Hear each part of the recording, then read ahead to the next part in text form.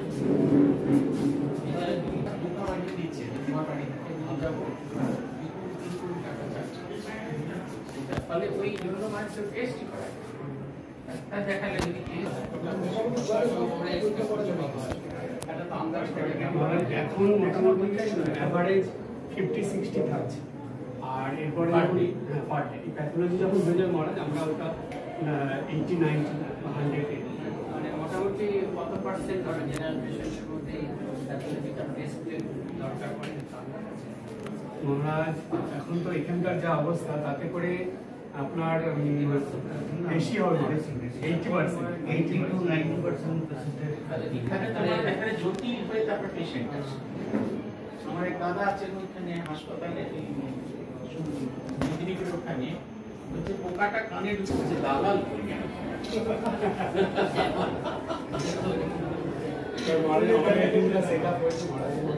আমাকে বলেছিলেন এটা করবে ভালো হবে এখন আপনার একটু হিমোগ্লোবিন থেকে শুরু করে করতে হবে আগে এক্সরেটা হবে তারপরে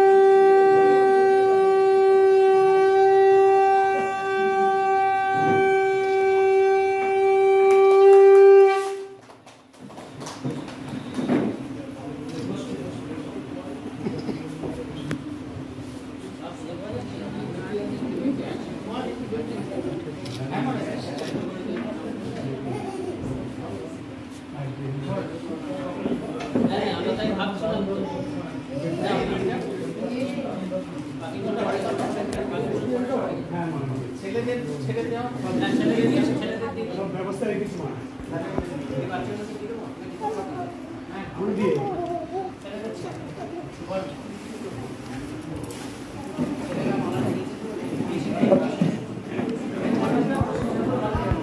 आज भारी आनंदेर दिन श्री रामकृष्ण पार्षद श्रीमद स्वामी सुबोधानंद जी महाराजेर शुभ आविर्भाव तिथि।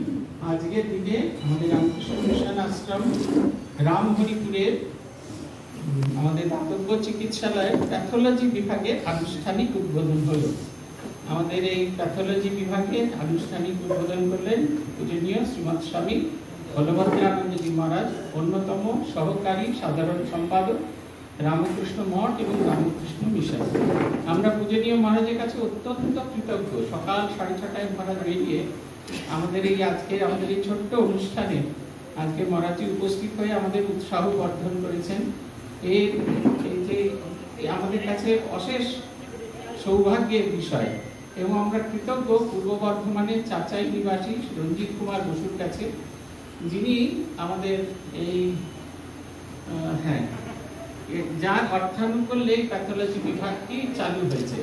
আপনারা অনেকেই জানেন আমাদের ঠিক এই বাড়ির উল্টো দিকেই রামহরিপুর যে সরকারি যে হেলথ সেন্টার আছে, সরকারি স্বাস্থ্য কেন্দ্র আছে, কিন্তু প্রায় একেবারে কাজ হয় না। আপনারা অনেকেই জানেন, আমরা অনেক দিন ধরে অনুভব করছিলাম যে এখানে একটা প্যাথোলজিক্যাল সেন্টার হওয়া দরকার, কিন্তু অর্থাভাবের কারণে এটা আমরা করে দিতে পারিনি। আমাদের এইটা প্যাথোলজিক্যাল সেন্টার এটা তো হলোই, এছাড়াও আমাদের মাথায় যে প্ল্যান আছে, যদি পরবর্তীকালে ঠাকুর কৃপা করেন তাহলে ডিজিটাল এক্সরে এবং অন্যান্য যেগুলোর জন্য আমাদের অনেক দূর দূরে যেতে হয়, অর্থ খরচ করতে হয়, আমাদের গ্রামের লোকেরা, কাছাকাছি মানুষেরা, তারা অত্যন্ত অল্প পয়সায় এটি করা হবে। আমরা আজকে অত্যন্ত আনন্দিত যে এই দিনে আমরা এটি উদ্বোধন করতে পারলাম। শ্রী শ্রী ঠাকুরের কাছে প্রার্থনা করি তিনি আমাদের শক্তি দিন যাতে বাকি কাজগুলো সুষ্ঠুভাবে হয়।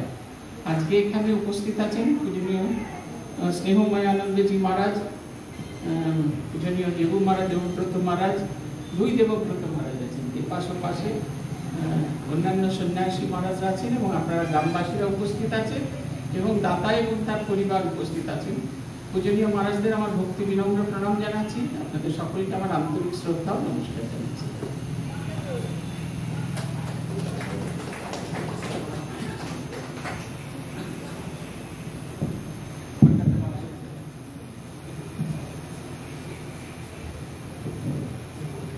ঠাকুর মা স্বামীজিকে প্রণাম নিবেদন করছি।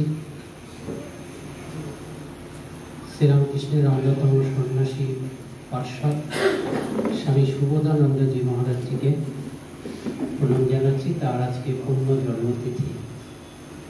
এই আশ্রমে শিবজি আছেন, দেবাদিদেব, তার প্রতি আমাদের শ্রদ্ধা নমস্কার নিবেদন করছি। আশ্রমের সম্পাদক স্বামী স্তবপ্রিয়ানন্দজি, তাতে আমার ভালোবাসা নমস্কার জানাচ্ছি। অন্যান্য সন্ন্যাসী যারা আছেন তারা প্রত্যেকেই আমার থেকে বয়োকনিষ্ঠ, কেউ অনেক, কেউ একরাত্রি, তাদের সবাইকে আমি আমার প্রীতি শ্রদ্ধা নমস্কার জানাচ্ছি। আর আপনারা যারা আছেন এই আশ্রমের সঙ্গে অনেকেই ঘনিষ্ঠভাবে যুক্ত এবং এই গ্রাম বা কাছাকাছি অঞ্চল থেকে এসেছেন, তাদের সকলকে আমার প্রীতি নমস্কার জানাচ্ছি। বিশেষ করে নমস্কার, শ্রদ্ধা, কৃতজ্ঞতা জানাচ্ছি আমার পাশে যিনি আছেন রঞ্জিত বাবু, তাকে সমস্ত ইচ্ছার বুদ্ধি সুবুদ্ধি সব মা বা ঠাকুর দেন।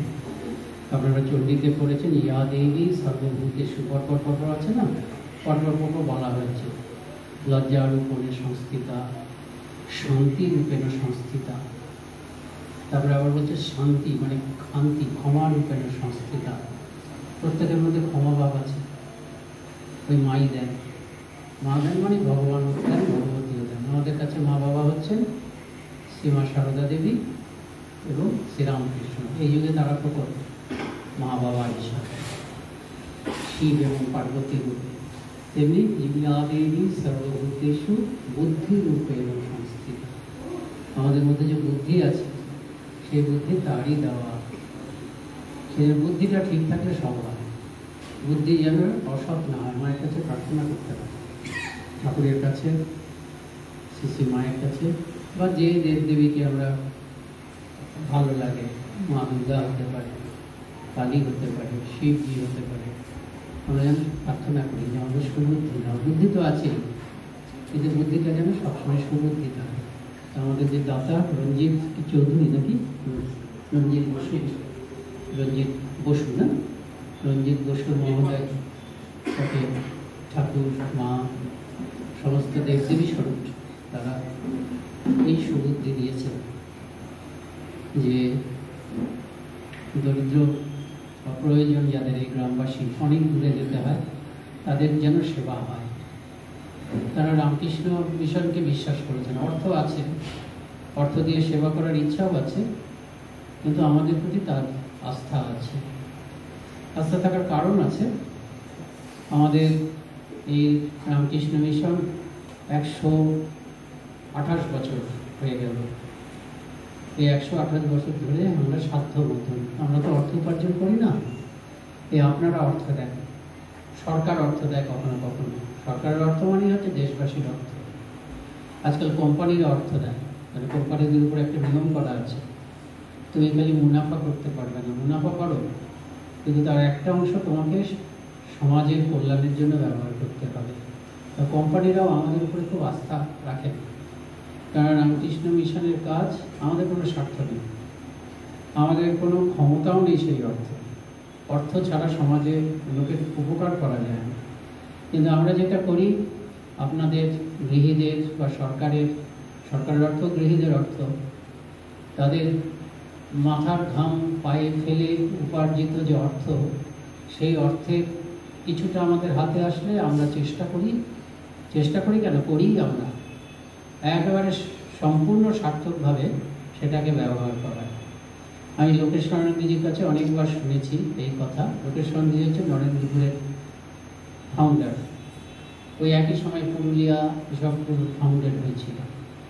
সেই সময় ডিএম সেনগুপ্ত বলে একজন ছিলেন এডুকেশন সেক্রেটারি, তিনি, তার বিরাট অবদান মানে এই রামকৃষ্ণ মিশনের কাজ তিনি জানতেন, খুব বন্ধু ছিলেন লোকেশ্বরানন্দজি। তিনি পুরুলিয়া, তারপর অন্য জায়গায় যেসব জায়গায় স্কুল আছে তিনি সাহায্য করতেন, এবং তাকে সাহায্য করার জন্য, সরকারের সাহায্য করার জন্য তাকে তো আবার তার লেভেলে সরকারের অন্য যারা ব্যুরোক্র্যাট আছে, আধিকারিক আছে, তাদেরকে কনভিন্স করতে হতো। তো তিনি তাদের কাছে এই কথাটা বলতেন, অনেক অর্গানাইজেশন সাহায্য চায়, তিনি তার মধ্যে রামকৃষ্ণ মিশনের বৈশিষ্ট্যটা এরকম বলতেন। দেখো, তিনি বলতেন তাদের কাছে, রামকৃষ্ণ মিশনকে যদি 1 টাকা দেওয়া হয়, তারা নিজেদের শ্রম দিয়ে সাধ্য মতন চেষ্টা করবেন 1 টাকা 25 পয়সার কাজ করতে। কিন্তু অন্য জায়গায় দিলে তোমাকে পেছনে একটু নজরদারি রাখতে হবে, হয়তো 1 টাকার জায়গায় 50 পয়সার কাজ করবে। আমাদের একবার ওই অন্ধ্রে না, কোথায় রিলিফ হয়েছিল, হ্যাঁ, সেখানে আমরা একটা ব্রিজ তৈরি করেছিলাম। সরকার বন্যায় সব ভেসে গেছিল, রামকৃষ্ণ মিশনকে দায়িত্ব দেওয়া হয়েছিল ব্রিজ তৈরি করা, টাকা তাদের। রামকৃষ্ণ মিশন ব্রিজ তৈরি করেছেন, এখনো সেই ব্রিজ আছে, যেটাতে সবাই অবাক হয়ে গেছিলেন এবং মানে হইচই পড়েছিল সেই মানে রাজ্যে, এবং সেই অ্যাসেম্বলিতে এটা নিয়ে আলোচনা হয়েছিল।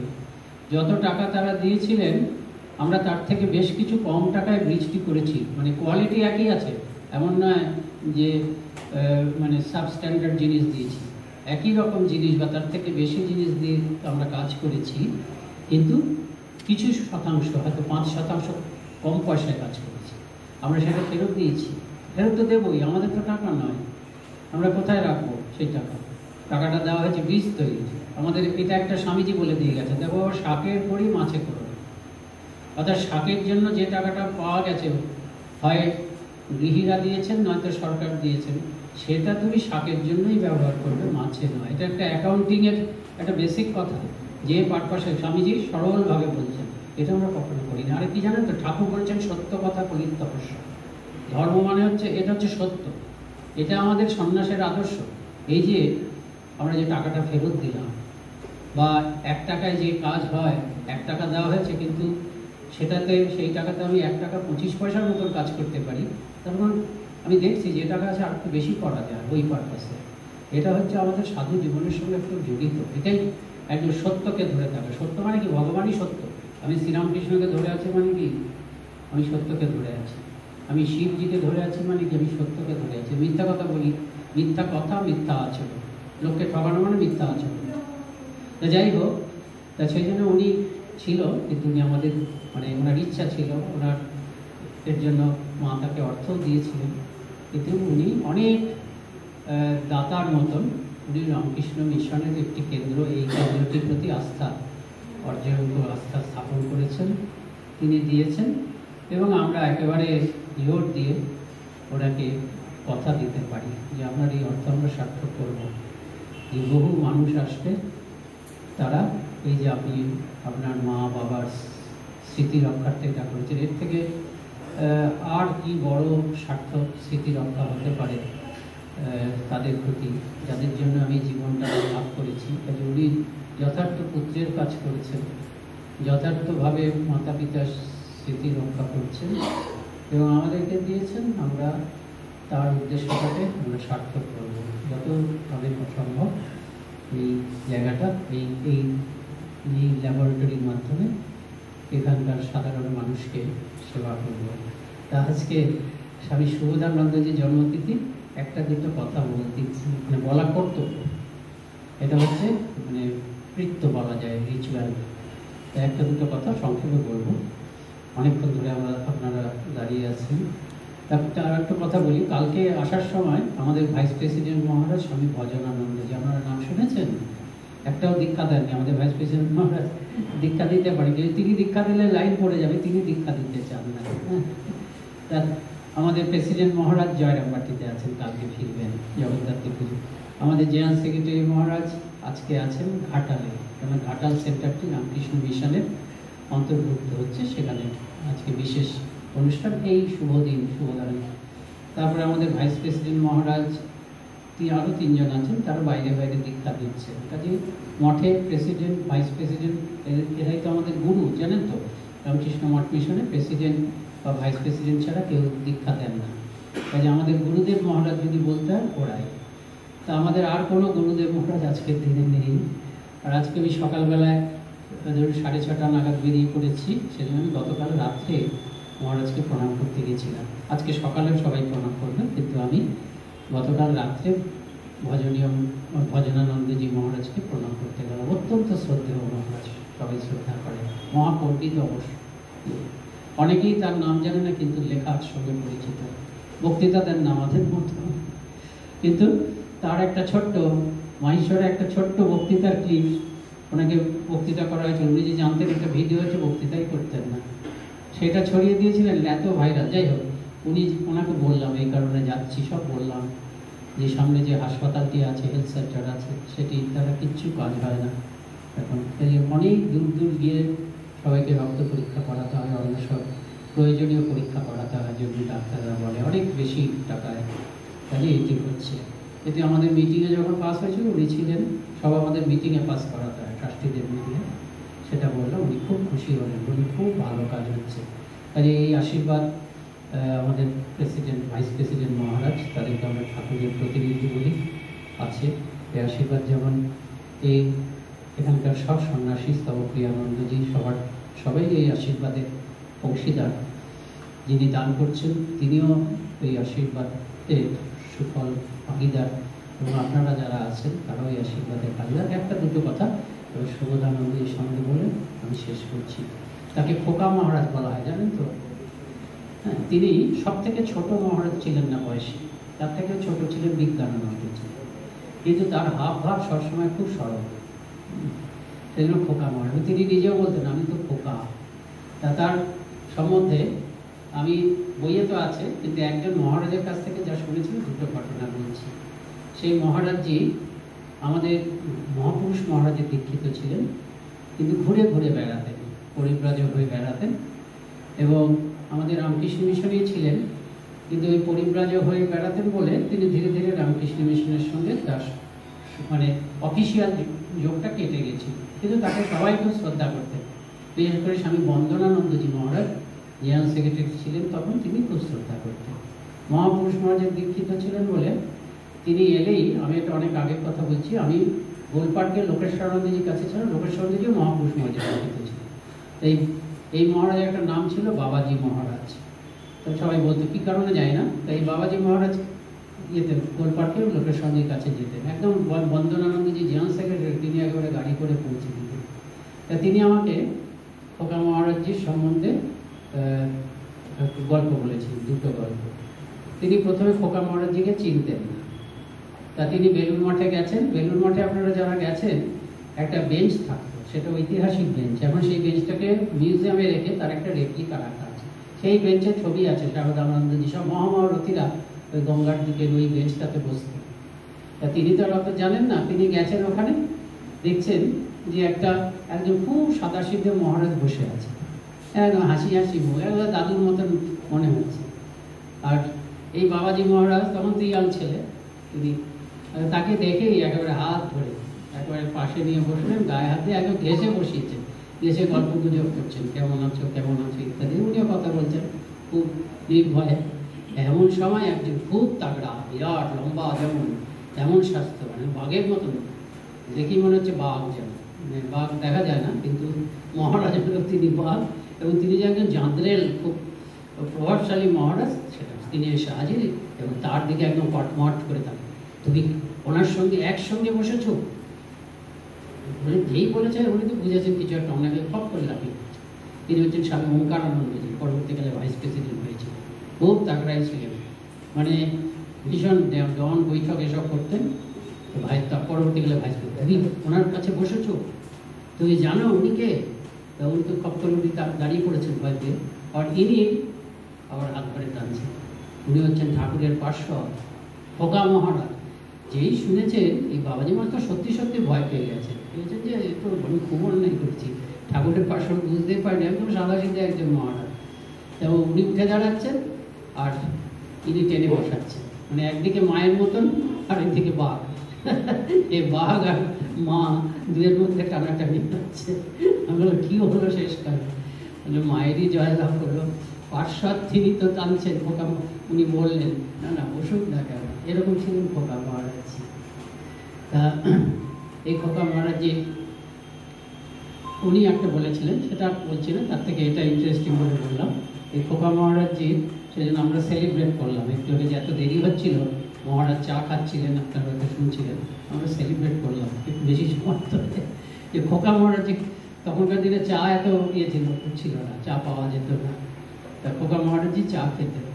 স্বামীজি জিজ্ঞেস করেছিলেন তুই আমার কাছে কি আশীর্বাদ দিবি? সবাই তো খোকা বলতেন। তা বলে আমি যেন চা যেখানেই থাকি চা যেন পাই, চা দুর্লভ ছিল। ঠিক আছে তাই না। তারপর থেকে ওনার চায়ের দিনে একবার চা অসুবিধা হতো।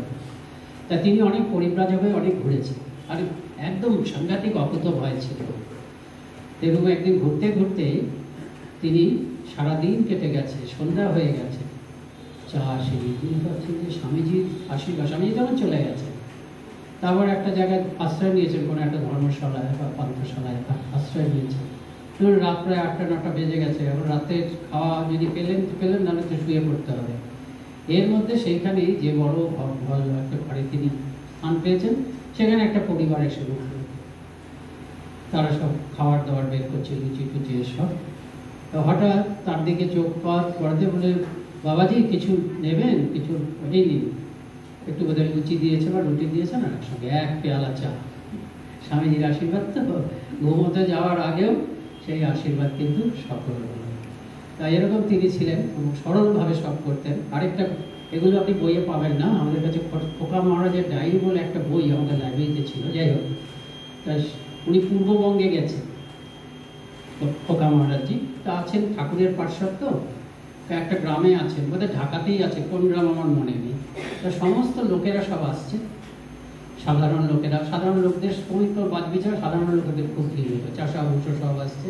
উনি একটা তক্তপোষের উপর বসে আছেন, আর সামনে একটা চাটাই পাতা আছে, মেঝেও আছে, সব ওই চাষা ভুষো সাধারণ লোকেরা তাদের শুধুই কথা বলছেন।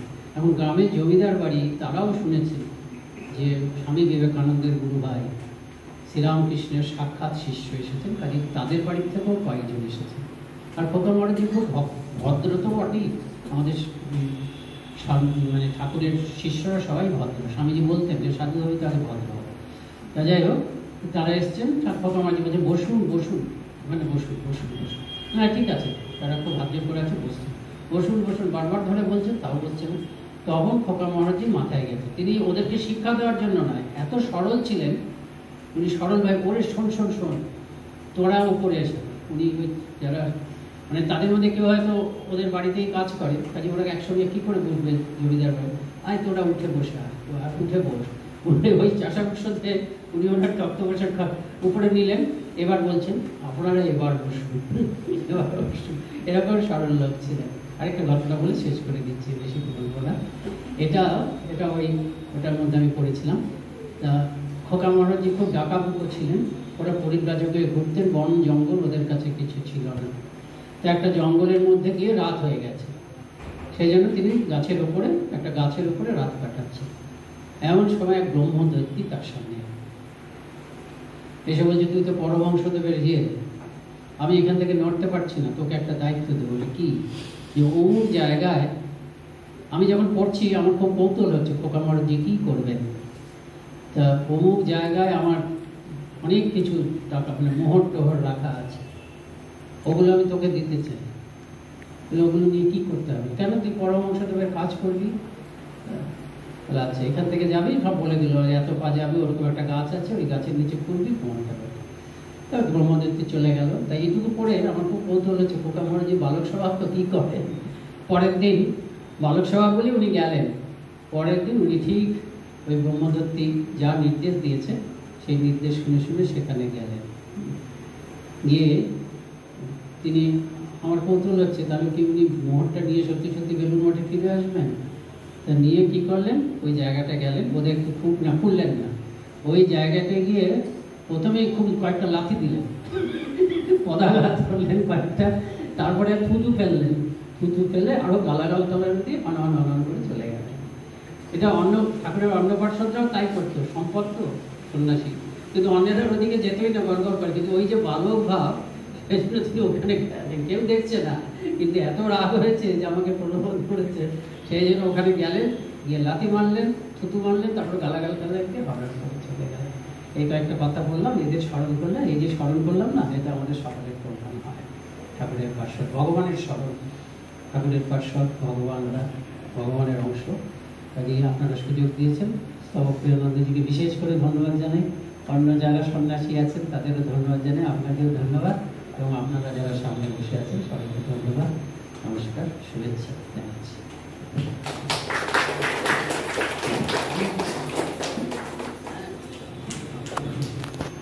মা সারদা দেবী এবং স্বামী বিবেকানন্দকে প্রণাম করি। এখানে উপবিষ্ট সমস্ত মহারাজদের এবং ধন্যবাদ জানাই। এখানে সামনে যারা বসে আছেন,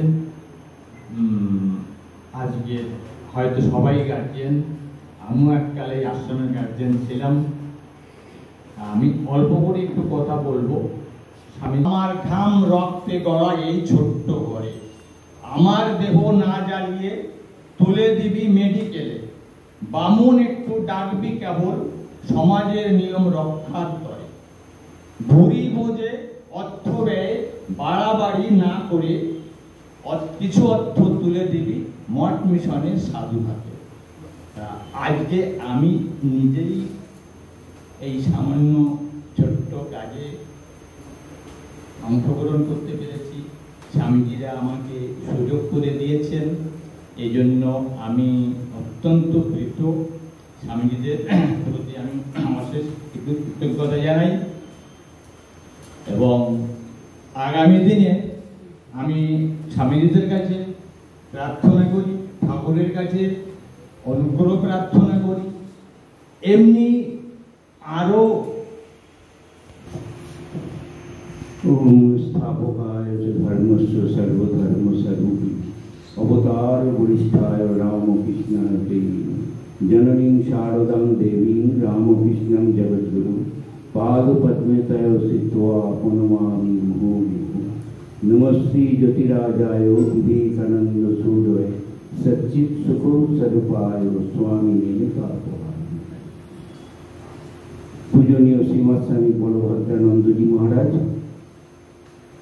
মহারাজকে জানাই আমার ভক্তিপূর্ণ প্রণাম অন্যান্য সন্ন্যাসী মহারাজগণকে জানাই আমার আন্তরিক শ্রদ্ধা ও শুভেচ্ছা। উপস্থিত সকলকেই জানাই আন্তরিক শ্রদ্ধা এবং শুভেচ্ছা। ছোটদের জানাই আন্তরিক প্রীতি ও শুভেচ্ছা। আজকের দিনটা খুব স্মরণীয় দিন। সমস্ত ঘটনা শুনলেন পূজনীয় মহারাজের কাছে, যে একমাত্র শুধু বিশ্বাস হচ্ছে ঠাকুরের ওপর। এই ঠাকুরের ওপর বিশ্বাস করে সরল সাদাসিধে খোকা মহারাজ কি না কি করে গেছিলেন। তিনি গেছেন তীর্থ ভ্রমণে, যেতে যেতে এমন এক জায়গায় পড়লেন, সেখানে ভাবলেন যে অল্প জল আছে, নদীটা পেরিয়ে যাবেন, কিন্তু দেখলেন আস্তে আস্তে জল বাড়তে বাড়তে গলা অবধি চলে গেল। তো বলছে এবার আমি ডুবে মরি, আমি ডুবে মরি, আমি ডুবে মরি। বলতে বলতে কি জানি কি হলো, মহারাজ ডেঙ্গায় এসে পৌঁছে গেল। এই যে বিশ্বাস, ঠাকুরের প্রতি বিশ্বাস যে কোনোভাবেই হোক, এইটুকু রাখলেই আমরা সবাই উদ্ধার হয়ে যাব। এটুকু বিশ্বাস অন্তত থাকুক, তাহলেই হবে। আজকের এই অনুষ্ঠানে মহারাজদের জানাই আন্তরিক শ্রদ্ধা শুভেচ্ছা। পূজনীয় মহারাজজিকে জানাই আমার ভক্তিপূর্ণ প্রণাম। আর যারা এসেছেন তাদেরকে ধন্যবাদ দিয়ে ছোট করতে চাই না, তাদের কাছে আমরা কৃতজ্ঞতা জ্ঞাপন করছি। কারণ আজকের এই ছোট্ট অনুষ্ঠানে আপনাদের এই উপস্থিতি আমাদেরকে আরো আনন্দিত করে তুলেছে, এবং আমরা আশা করছি আগামী দিনেও আপনাদের এরকম সাহায্য সহযোগিতা পাবো। ঠাকুর মহাস্বামীজির কাছে প্রার্থনা করি সকলের সুস্থ সবল দেহম এবং সর্বাঙ্গীন কল্যাণ। ওম শান্তি শান্তি শান্তি।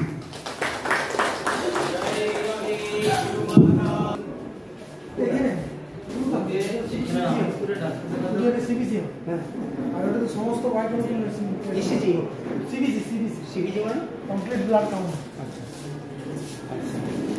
আর ওটাতে সমস্ত বাই কন্ট্রোল সুগার ও আচ্ছা আচ্ছা, বাহ। আর এইটাতে আপনার এইটাতে টেকনিশিয়ানটা দেন করব, টেকনিশিয়ান আমি সুগার কাজ না টেকনিশিয়ান আমি মারতে একদিন বলে দিই। হ্যাঁ সপ্তাহে একদিন ফোন দিই, রবিবার দিন বলে দিই।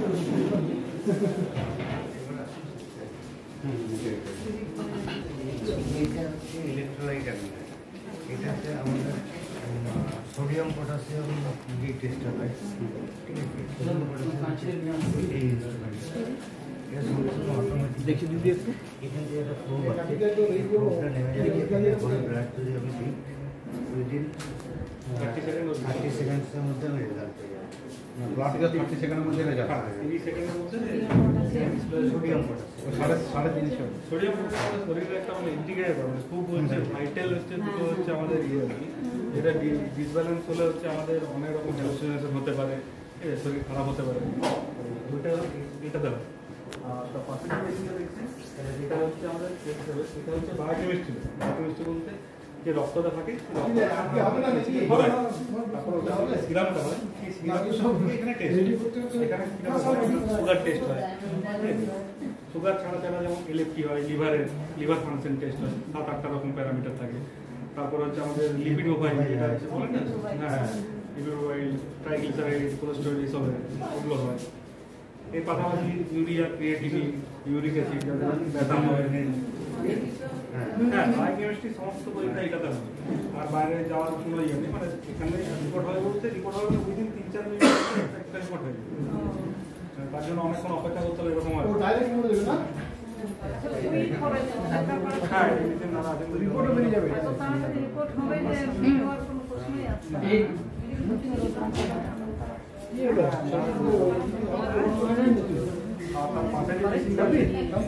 ওটা হচ্ছে একটা অটোমেটেড সিরিজ, হচ্ছে রেলওয়ে রাস্তার উপর লিখে টিসিডিসি এসব ওইটা আগে কি হতো, আগে আমাদেরকে সমস্ত কিছু একটা ছোট্ট মেশিন হতো, 15 মিটারের হিমোগ্লোবিন হতো, বাকি সমস্ত আমাদেরকে ওই ইয়েতে মাইক্রোস্কোপে দেখে দেখে করতে হতো। তাহলে সেটা হচ্ছে এক একটা সাইডের জন্য 40 মিনিট 45 মিনিট সময় লাগে। সেটা এখানে এই মেশিনটাতে অটোমেটেড হয়ে হয়, শুধুমাত্র অটোমেটেড সাথে ও আরো অনেক কিছু নতুন দেয়। আমাদের কোভিডের পরে আরো কিছু প্যারামিটার আছে, যেগুলো কার্ডিয়াক মার্কার বা কার্ডিয়াক সেই জিনিসগুলো ও ওখান থেকে উইদিন হচ্ছে 1 মিনিটও দিতে। ওটা হচ্ছে আমাদের 360, ও 1 ঘন্টায় 60টা রিপোর্ট হিমোগ্লোবিন সমেত। ওগুলো সব খালি পেটে হয় না খাওয়া করে না, বিভিন্ন টেস্ট এই টেস্ট সবসময় 12 ঘন্টা ফাস্টিং লাগে। 10 থেকে 12 ঘন্টা। সুগারে যেমন কি সুগারে আপনি সকালে ঘুম থেকে উঠে একটা দিতে পারলেন ফাস্টিং বিপি হয় হচ্ছে আপনার 2 ঘন্টা খাওয়ার পর সুগারও যদি আপনি র্যান্ডাম করা হয় না না আপনি খালি পেটে আসবে ওই তো সব হয়ে যাবে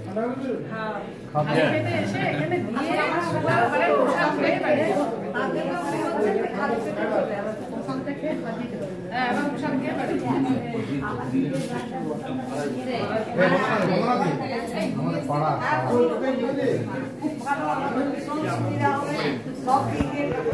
ব্লাড যে টেস্ট করতে গেলে 37 ডিগ্রি টেম্পারেচার টেস্ট হবে।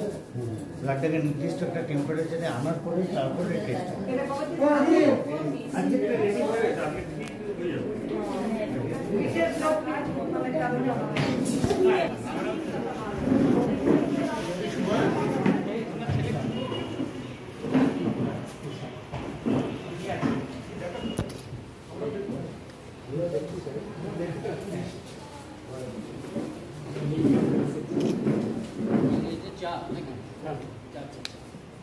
তোমার পয়সা কিনেছো না আসমানের পয়সা কিনেছো?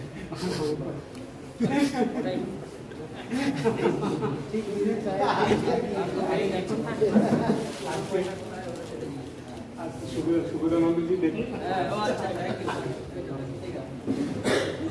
এটা কোনো অ্যারোমেটিক চা না? বুঝে আপনার যে মশলাটা মনে হয় যে সেটা আপনার বেস্ট সেটা দেবেনি বেশি না। বলছি বাজাতে বাসুরি তুমি কি পেয়ে ত্রিসত্য পালিবারে 14 বর্ষ লাগে গিয়েছিলে বনে, যার হরিগুণ গানে শান্তিপুর ডুবু ডুবু নদে ভেসে যায়, স্পর্শ করি যে পরশমণি ধন্য হলো জগায় বাধাই। তুমি কি সেই যোগী ধ্যানের ধন পতিত পাবন? বলো তুমি কে, বলো তুমি কে, বলো তুমি কে?